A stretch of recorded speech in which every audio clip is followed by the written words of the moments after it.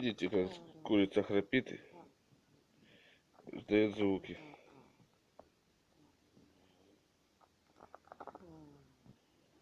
Глаз затекший и хрипит. Будем лечить обычными дешевыми для людей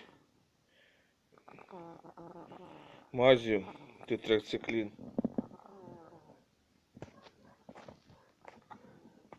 Вот.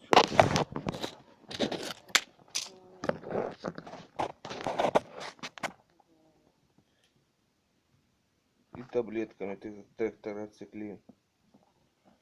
Глаз намазали. Видите, что с глазом?